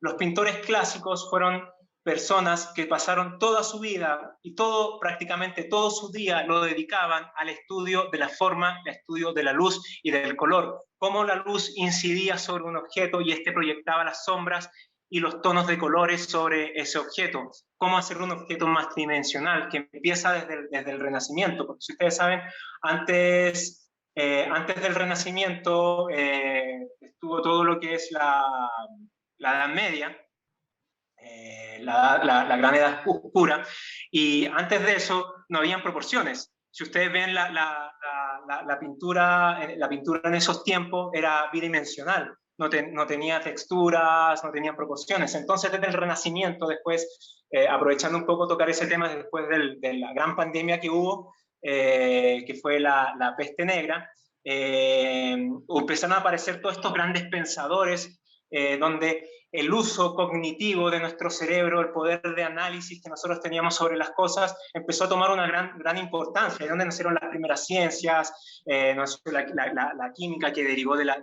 alquimia, la física, y los pintores empezaron a utilizar también esa observación a llevarla a la pintura. Y empezamos a ver artistas como Caravaggio, que Caravaggio, su corriente, la que trabajó es el seltenebrismo, donde podemos encontrar una gran observación a través del uso del claro y oscuro, de cómo incide las luces y las sombras en los cuerpos humanos, en las formas.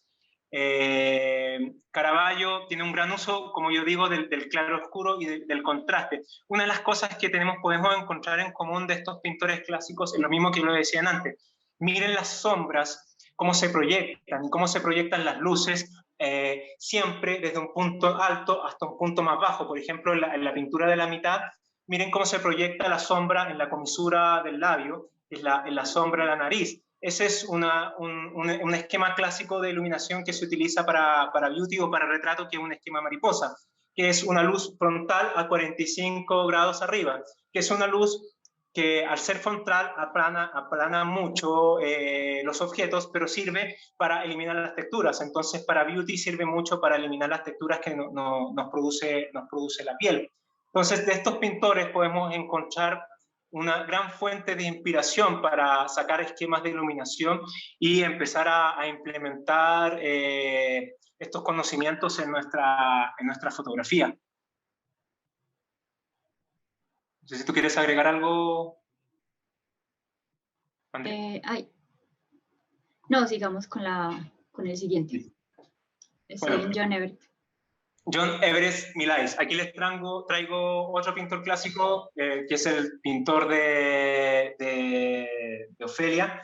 Es un pintor pre-rafaelista, conocido por su pintura romántica, y siempre sus pinturas estaban enfocadas en retratar la naturaleza y la naturalidad de las personas. Aquí vemos otro uso de la iluminación. Aquí tenemos una iluminación mucho más envolvente, que hace que los personajes brillen mucho más. Incluso encontramos unas paletas de colores complementarias, mucho uso de los verdes y los rojos para generar gran contraste en la pintura. Y como vemos también, si podemos ver en la primera pintura, cómo incide la luz de la fotografía desde arriba, cómo se marca la nariz a tener una luz semilateral desde el lado, creando sombras en la nariz, en los labios, y así dotando de tridimensionalidad a la pintura. Nosotros tenemos que considerar como fotógrafos que nuestras fotografías son bidimensionales. ¿Qué quiere decir? Que nosotros de hecho, no solamente vemos una dimensión, pero nuestro mundo que nosotros percibimos siempre es en 3 dimensiones, es un mundo tridimensional. Nosotros como fotógrafos podemos retratar esa tridimensionalidad a través del uso de la iluminación y del contraste. Y estos pintores se obsesionaron de cómo lograr a través de la iluminación, lograr esa tridimensionalidad que nosotros podemos observar con nuestros propios ojos. Entonces, a través del uso del contraste, tanto como de la iluminación, de la forma y también de la paleta de colores, nosotros podemos dotar de esa tridimensionalidad para que nuestras fotografías se vuelvan muy ricas. Por eso de repente nosotros, cuando vemos una fotografía en internet o en redes sociales y de repente dice, uy, esta fotografía como que parece que saliera de la pantalla, es por ese mismo uso, el uso de los niveles de contraste. Bueno, también pasan otros elementos a jugar, que es la distancia focal, la apertura del diafragma, que también nos ayuda a dotarnos de tridimensionalidad a la fotografía. Y también miren aquí que este pintor usaba ya fondos como con más textura, y eso también hace que se diferencie también un poco como el personaje del resto del espacio. Listo, Miguel, estoy en Rembrandt. Bueno, pasamos al gran Rembrandt. Pues es tan conocido que hasta tiene un esquema de iluminación denominado con su nombre. ¿Cuántos conocen el esquema Rembrandt? Imagino que la gran mayoría, si han pasado por estudios básicos de fotografía, deben conocer este esquema. Rembrandt en su excelencia era un pintor barroco.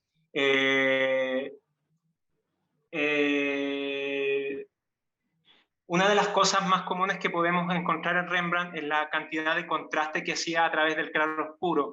Es muy similar a Caravaggio, pero las temáticas eran totalmente diferentes. Caravaggio, las temáticas eran mucho más trágicas. Aquí el centro de Rembrandt está mucho más en la persona, en la mirada, también un poco en la nostalgia de los personajes. El Rembrandt que yo hablaba antes es el típico retrato que nosotros podemos ver acá en las últimas dos pinturas de acá abajo al final, si las puedes señalar, André, Sí. para que lo vea la gente, con la pintura aquí a la izquierda, donde a través de una iluminación lateral se produce un pequeño triángulo de luz que lo es producido por la nariz y por la parte de la cara que se sumerge un poco en la oscuridad, dotándole de una muy bonita tridimensionalidad y una intensidad a la mirada de nuestro personaje. Como dato curioso, el estudio de Rembrandt tenía una ventana que era muy parecida a la ventana de Recuenco que nosotros estamos viendo, porque así eran los estudios de los pintores clásicos. Los estudios antiguamente, incluso no solamente los estudios, sino la arquitectura de esos años, eran paredes muy grandes, galpones muy grandes, y siempre las ventanas estaban situadas en las partes de arriba. Entonces desde ahí caía la luz. Entonces por eso viene este tipo de iluminación. Para que nosotros podamos hacer un buen Rembrandt, como consejo, siempre considerar al modelo de frente 45 grados hacia un lado y 45 grados hacia arriba. Podemos lograr ese pequeño triángulo. Rembrandt fue un maniático de la iluminación, incluso esta pintura es una de mis favoritas, la que está la mujer con luz de vela. Poder recrear una luz de vela que se note tan en luminosidad, a mí cuando yo veo esa pintura pareciera que la vela incluso hasta estuviera titilando. Es por simplemente el uso de la observación. Estos pintores pasaban gran parte de su tiempo para poder llegar a ese grado de excelencia en la pintura, es simplemente observar, observar y repetir. El mismo ejercicio que tenemos que hacer como fotógrafos, observar, producir, fotografiar y repetir. Tanto sea como obras de arte, pinturas, como también la naturaleza. Y miren también aquí en Rembrandt los colores que él usaba, son tonos más neutros y un poco más desaturados hasta tonos más sepia. También es importante saber al momento de crear, como pensar también en la parte final del proceso, que es la postproducción, porque si, digamos, creamos un arte de cierta manera y después resulta que el fotógrafo o el editor o el mismo cliente ya quiere las fotos sepia, entonces realmente puede que no se generen esos contrastes que yo pensé haciendo un set en color para que lo convirtieran en eso, al igual que cuando hacemos fotos y al final las ponemos en blanco y negro. Yo siento que cuando hacemos eso siempre debemos tenerlo claro desde el principio. ¿Por qué? Porque desde el mismo estilismo, desde la misma utilería y el arte, debo generar como esos contrastes más fuertes para que a la hora de yo ponerlo así, ya sí me quede como bien logrado el concepto y no se vuelva como algo improvisado. Lo mismo pasa no solo cuando es blanco y negro y sepia, sino también como cuando es a color. De pronto, qué acabado final el director o el fotógrafo o el mismo cliente le quiere dar a la fotografía para uno poder hacer eso en la producción y que no se vaya a dañar pues como todo al final. Exacto. Bueno, lo que nos deja como enseñanza a los grandes pintores, la más grande que podríamos decir es iluminar desde arriba. Si queremos que nuestras fotografías, la iluminación artificial que nosotros vamos a utilizar, ya sea flash o luz continua, es una muy buena estrategia siempre intentar iluminar por encima, ojalá 1 metro o más si se puede, de la cabeza de la modelo. De esa forma vamos a poder obtener una luz muy similar a de bodegón y con una caída de luz muy bonita en los rostros especialmente, ya que las sombras caen muy bonitas cuando se parten las sombras de la nariz hacia abajo. Fíjense mucho en las sombras de las narices. Por ejemplo, un error muy común es iluminar totalmente de frente y muy contrastado y hacer que la sombra de la nariz se genere hacia el lado, porque eso hace que el rostro automáticamente se vea más ancho. si yo hago caer la sombra de la nariz de nuestra modelo hacia abajo, el rostro automáticamente se va a perfilar y se va a definir mucho, mucho mejor, a no ser que su intención sea enanchar el rostro de la modelo. Listo, ya estoy en la siguiente. Dame un segundito que se me va a descargar el celular. Dale. Bueno, aquí vemos esta campaña de Valentino, también es realizada como con el esquema de iluminación Rembrandt, y vemos cómo también añaden como esa utilería que vuelve al set también como algo pictórico. Hacen también muchos bodegones, que es de la época, y también como en sus paletas de color. Miren los fondos también en tonos sepia, como los que veíamos ahorita. Y en esa época y en ese estilo es muy, sí, es, como les dije, es muy característico el bodegón. O sea, el uso de frutas, de comida, de flores, y todo hace parte de eso y termina siendo esa fotografía algo muy pictórico. Claro, porque en ese tiempo el festín demostraba mucha opulencia, y tienen que pensar que gran parte de estos cuadros eran mecenas que mandaban a sus pintores a hacer cuadros para colgarlos en sus casas, y en estas fiestas que hacían, poder hacer alarde de las obras de arte, porque en esos tiempos tener una obra de arte te daba, de un artista reconocido, te daba estatus.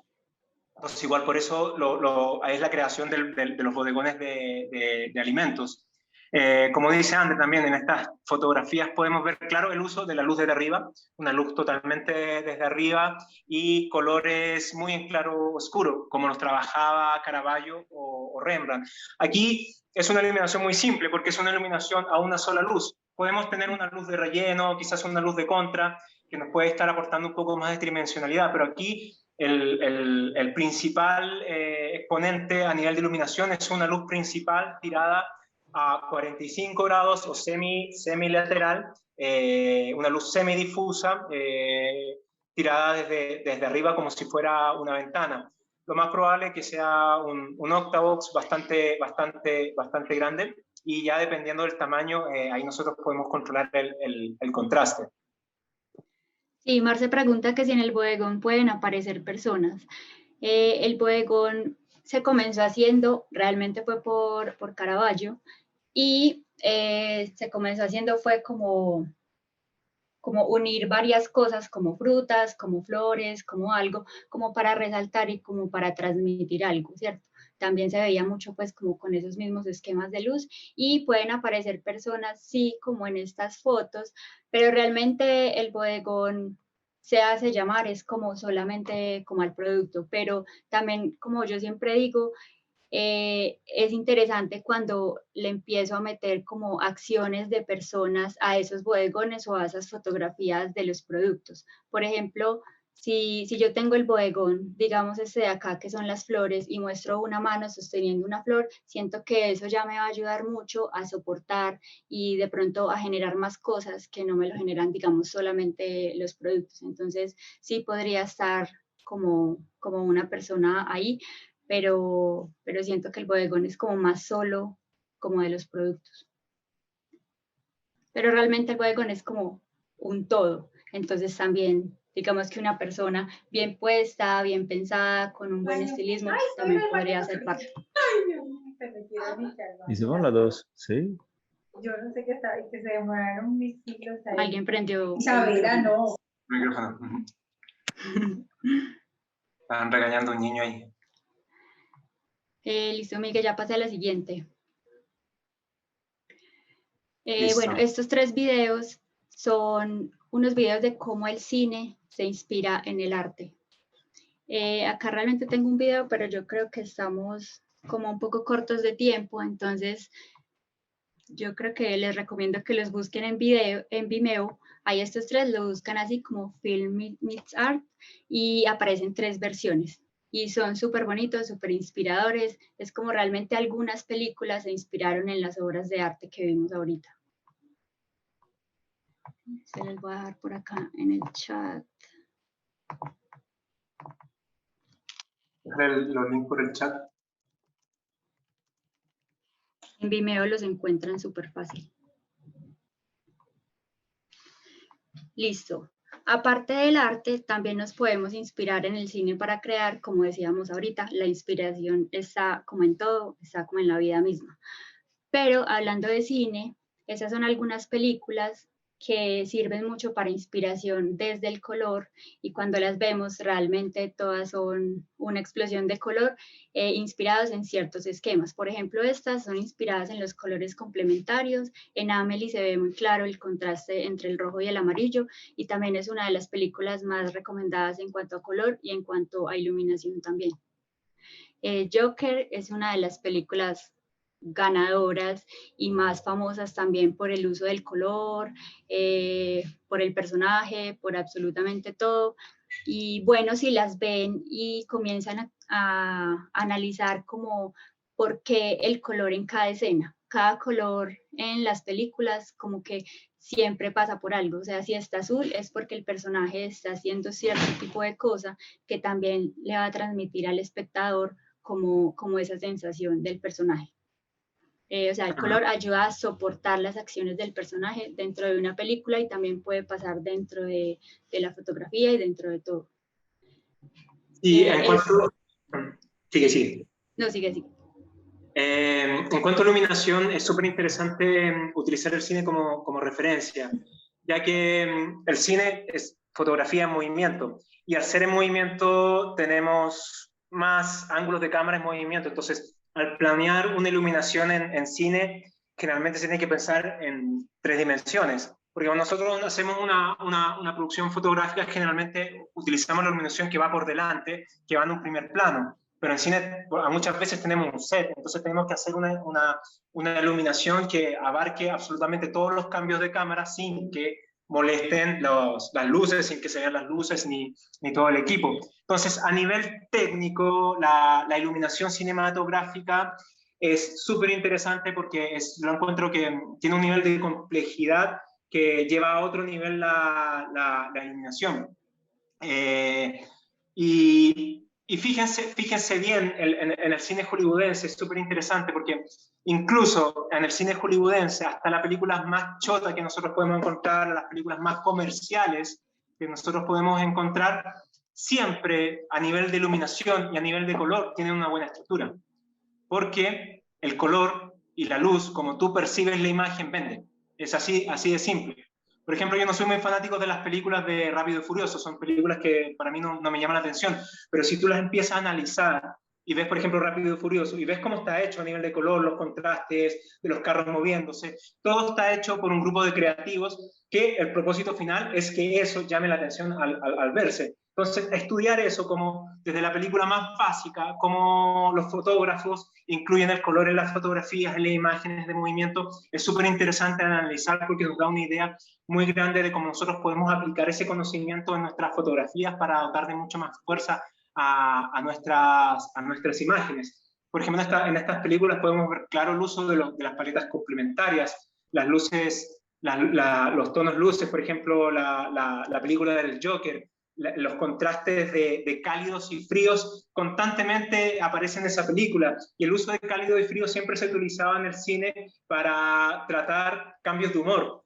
para poder tratar especialmente usar esa tensión a nivel emocional, de tener algo cálido y algo frío, como esas dos caras, esos dos ámbitos. Entonces también por esa decisión del director de fotografía de utilizar siempre una paleta de fríos, pero siempre encuentras colores cálidos. Por ejemplo, Arthur, ahí el payaso, se ve toda una paleta de verdosos, de cianes que está envolviendo la imagen, pero el chaleco es cálido, es naranjo. Entonces, ese uso no solamente está hecho porque la paleta, sino también está pensado desde la psicología del color, porque si nos adentramos mucho más en el color, podemos encontrar la psicología del color, que es como nosotros, al ver los colores a través de nuestro contexto sociocultural, interpretamos ese color a través de una emoción, los rojos, los azules, los verdes, con más calma, y eso es súper interesante estudiarlo porque puede variar dependiendo de la localidad. Aquí en Latinoamérica los colores, se ha hecho muchos estudios de colores, los colores pueden representar totalmente diferentes que los colores en el Medio Oriente o en Japón, porque tienen contextos socioculturales totalmente diferentes. Y tú como fotógrafo de moda, poder entender eso, estudiarlo y aplicarlo es muy ganador, porque estás atendiendo a otras cosas que van más a nivel subconsciente del espectador, porque estás utilizando las herramientas a un nivel consciente, a un nivel inteligente. Total. Otro de los directores de cine más conocidos por su manejo del color y por su fotografía es Wes Anderson, como pueden ver en esta película. Él se caracteriza mucho por manejar muchas leyes de composición en sus fotografías, en sus películas, perdón, especialmente la simetría. Como pueden ver, en la mayoría de escenas, si ustedes buscan las películas de él, aparece la simetría y el manejo de color también es perfecto y es un súper referente, pues, como para todos los creativos. También como acá podemos ver el manejo de color en los complementarios, esto es una muy buena forma de manejarlo y es hacer como algo casi que monocromático y romper como ese acento con un color que sea complementario a la monocromía que yo hice. Por ejemplo, acá es una monocromía de verdes, pero el acento está realmente en el color magenta del vestuario de la niña. Y también, miren que ahí, si ustedes analizan fotográficamente, está como compuesta en una ley de tercios. Entonces, como que cada escena que él hace es pensada técnicamente perfecta. Aquí aclaro un poquito, nos equivocamos porque Hearst, el director es Spike Jonze, no Wes Anderson. ¿Cuál? Hearst. Ah, no, pero estas dos son de Moonrise Kingdom. Ah, ok. Sí, bueno, Hearst es la de la diapositiva de abajo, sino que todavía estaba en la de complementarios. Sorry. Ya estoy en análogos, ya estoy en razón, yo había bajado antes. Listo. Listo, bueno, Her también es una película, primero, súper bonita y súper inspiradora, y segundo, muestra demasiados contrastes de colores análogos que también son como un poco complicados de lograr, y en esa película los muestran súper bien. También otra vez, Wes Anderson en el Hotel Budapest también crea como demasiados contrastes de color, especialmente también análogos, monocromáticos y complementarios. Y en esta de Neon Demon también es una de las películas como más conocidas en color, también por sus contrastes de color, pero desde la iluminación también los logran como súper bien.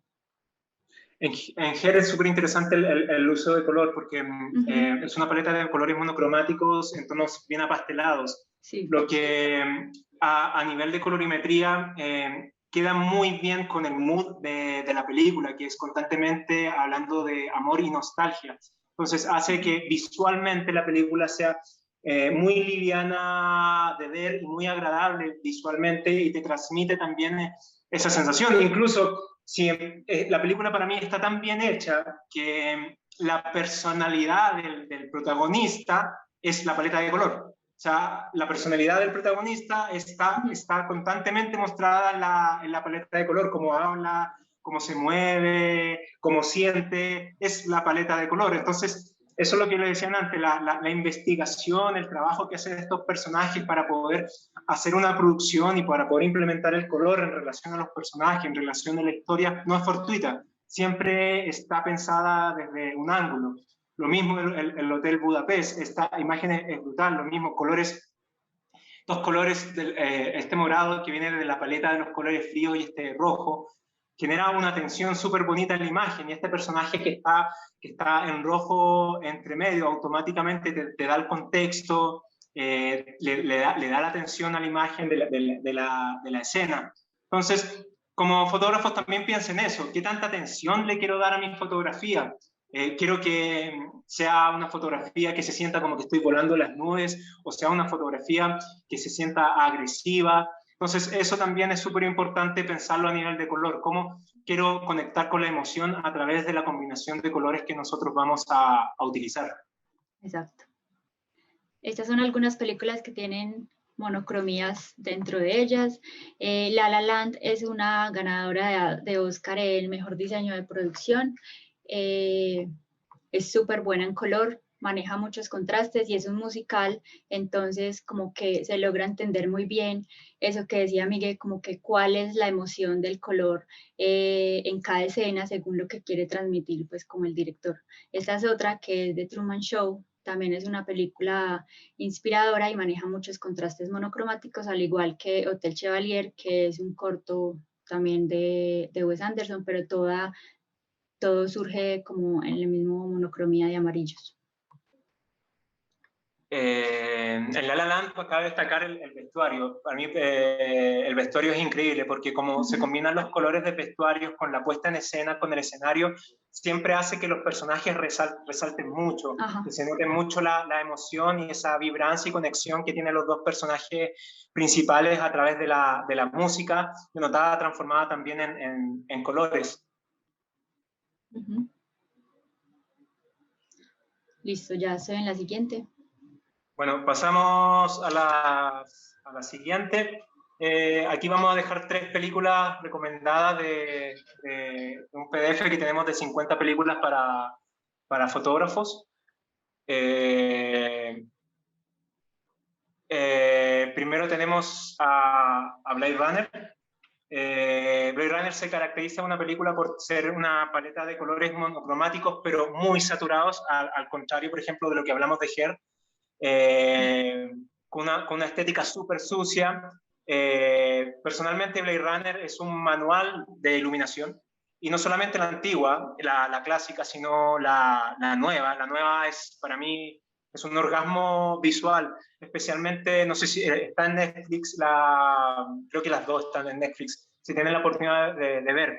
La nueva sigue trabajando la misma estética de color, pero la llevan a otro nivel. Hay unas escenas donde los escenarios, los cambios de luces se ven constantemente. Hay una escena donde el personaje va caminando y la luz constantemente se está moviendo, entonces la luz constantemente está avanzando y está generando nuevas sombras y jugando con la arquitectura del lugar, lo cual me parece algo demasiado espectacular, que solamente lo puedas apreciar en tales producciones cinematográficas. Luego tenemos París, Texas. Es una película que, de hecho, el director de esta película, que también se me olvidó el nombre, ¿cómo se llama? Wim Wenders es fotógrafo. El director es fotógrafo, de hecho, él hace exposiciones de fotografía. Se caracteriza esta película por los contrastes cromáticos. Siempre la película está saturada de contrastes cromáticos entre rojos y colores fríos, cianes y magentas, lo que dota a la película de una gran vibrancia de color. My Blueberry Nights, también es una película muy bonita a nivel de color. Tenemos colores también monocromáticos tirados a los amarillos, pero muy saturados en la imagen, lo que dota siempre a la fotografía de una calidez y una constante sensación de luz solar que envuelve todo el escenario.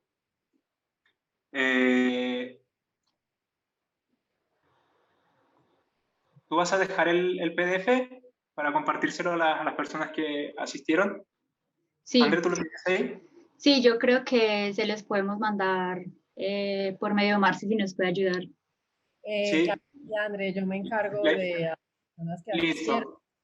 Porque es un PDF que recopila 50 películas de la historia del cine que están vistas desde el punto de la fotografía. Y todas tienen el director, el nombre del director, el director de fotografía, y abajo una pequeña reseña de la foto. Sí, es así tal cual como aparece aquí. Hay películas clásicas y también películas más contemporáneas, por ejemplo, como El Caballero de la Noche, que también la iluminación del Caballero de la Noche, la primera de esa trilogía, que la iluminación también es muy brutal, y para que ustedes puedan buscarlas y también llenarse más de información. Ahí Marce se encarga de moverlo. Si quieren que me acuerde, uno que otro publique en Historia mañana y me acuerda. Solo digo, listo, alguien en alguna historia mañana se acuerda de esto, lo publica y con eso de una hacen que yo se los mande, listo. Listo. Listo. ¿Pasamos a la siguiente? Sí, Bueno, sí, así luego, rápidamente.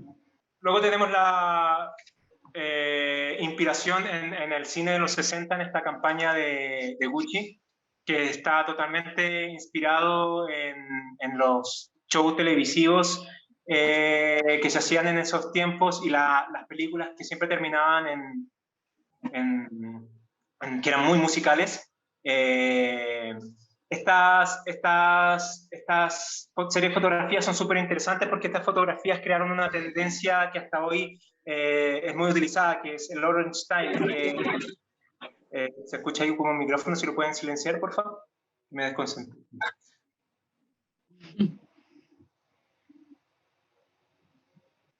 Que es el uso del color como se utilizaba antes, como antes no se utilizaba el RGB, había una mezcla de color que se llamaba Technicolor. Al no tener, creo que era el azul, que solamente se mezclaban dos colores para crear el color en las películas, daba esa sensación como más amarillenta y las luces más tiradas a los cianes, que hoy en día es muy popular, más conocida como el Orange Tape. Esta campaña, al utilizar ese revelado, volvió muy, muy popular esa forma de iluminar y revelar las fotografías. Sí, miren también el arte aquí como apoyo a las fotografías y los contrastes de color también con el estilismo. Desde la misma marca crearon una propuesta, por ejemplo, en esta imagen, de crear una mezcla de complementarios, pero miren que el arte nunca como que, bueno, ahí hay un tip también, el arte como que nunca debe ser más llamativo que la misma prenda o lo mismo que yo estoy vendiendo. Si ustedes ven todas estas fotos, como que es parte de un todo, más no resalta pues el arte como elemento principal. Eso es algo que se debe tener en cuenta pues a la hora de crear y de hacer producciones, como que el arte me ayuda como a confirmar el concepto que yo estoy contando, pero no es lo principal, a no ser de que sea intencional. Eso que dice André es muy importante porque no se deben olvidar nunca que es moda. Entonces, Exacto. como es moda, todo tiene que girar alrededor de la moda. Podemos hacer un arte espectacular, una emoción espectacular, pero se tiene que ver el elemento moda porque estamos trabajando Exacto. en el lenguaje de fotografía de moda. Sí, por eso es importante los contrastes tanto de color, de texturas, de materiales, de utilería, y por eso cada cosa que yo ponga debe contarme algo, porque si no pasa lo contrario y termino como no mostrando lo que realmente es y lo que quiero lograr. El año creo que fue en el 2017, si no fue me en equivoco. el 2018, porque 18. esta es la del 2017. Ajá. Y esta es otra campaña inspirada en Star Trek y las películas de Universal. Aquí Gucci como que se excedió como un poco más en la creación de personajes y lo hizo como más cinematográfico, a diferencia de que siempre lo hace más como en la combinación como de texturas y patrones. Esta vez sí decidió como meterse full en los personajes y miren desde el maquillaje como cuentan una historia, cada elemento que ponen en el set, la ubicación de ellos mismos. Ellos crearon estos robots. Miren aquí que están como dentro de una nave espacial, como que la historia es súper bien contada y se inspiraron desde el cine, siendo también pues como una marca de moda. Entonces miren que sí se puede como lograr inspirar en la moda desde el arte, desde el cine y desde todo pues lo que nos rodea. Y aquí hay un elemento que hay que rescatar súper interesante, que como creadores de productos de moda, de fotografía de moda, tenemos que crear con las cosas que estén de moda. Esta campaña, en 2017, en ese momento, y las tendencias. Las nuevas películas de Star Trek estaban saliendo. Incluso se estaba sacando una nueva serie de Perdido en el Espacio, que es la segunda fotografía que está inspirada en Perdido en el Espacio, una serie de los 60. Entonces, trabajar con elementos también que estén de moda, no solamente dentro del ámbito de la moda, sino en el ámbito sociocultural, en el cine, en la política, también son muy ganadores porque estamos trabajando con moda, entonces tenemos que trabajar con elementos que estén en tendencias. Entonces también el uso de las tendencias y cómo nosotros las manejamos para potencializar nuestras imágenes. Listo.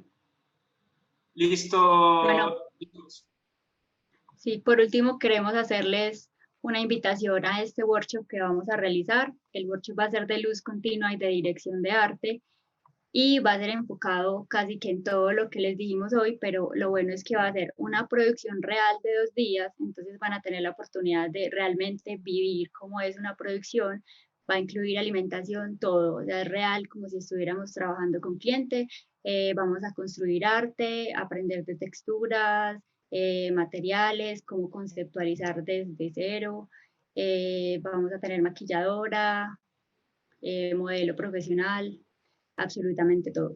Pero antes de eso, ¿tienen alguna pregunta de todo lo que dijimos desde la ahorita? parte de este workshop es interesante también rescatar que vamos a ver como luz continua. Al principio del workshop vamos a hacer como un repaso de los conceptos básicos, por lo menos en la parte de iluminación. Vamos a hablar de cómo se mueve la iluminación, vamos a hablar de la ley del cuadrado inverso, que es una de las leyes más importantes para poder entender cómo se mueve la luz en el espacio y cómo funciona, ya sea tanto flash, luz continua, incluso luz natural, para poder aplicarlo después en la fotografía que vamos a realizar. Y no solamente vamos a realizar la fotografía, sino después de terminar la fotografía vamos a editar las mismas fotografías en el espacio de edición, donde vamos a enseñar algunas técnicas de colorización, de edición de piel así, para que ustedes el mismo día después de terminar el workshop ya tengan las fotos listas para llegar y montarlas a sus redes sociales. Así que este workshop va a durar 2 días, va a ser un intensivo, va a ser súper completo, que va a tratar desde las nociones básicas, desde arte, para fotografía de moda, desde iluminación hasta la ejecución de una producción de moda con modelo, con asistentes, con maquilladora, y después el proceso de postproducción, que es la edición. Sí, y lo bueno es que casi que siempre tenemos a la mano son flashes, siempre que vamos a un estudio, pues casi que lo primero que encontramos es un flash o trabajamos con mayor facilidades con luz natural. Lo bueno es que esta vez vamos a tener la oportunidad de trabajar con luces continuas, entonces también podríamos hacer algo como más enfocado como a la iluminación cinematográfica, cosa que como que uno por sus propios medios como que no lo hace. Y también es súper bueno porque va a ser como un trabajo en equipo y a veces como que no creamos editoriales y no llevamos a cabo como ideas que tenemos por no tener como el equipo de trabajo o el presupuesto para lograrlo, sí, o quien le ayude pues como a construir toda esa idea, ni sabemos cómo manejar la luz y en este espacio vamos a poder literalmente hacerlo todo, entonces va a estar genial.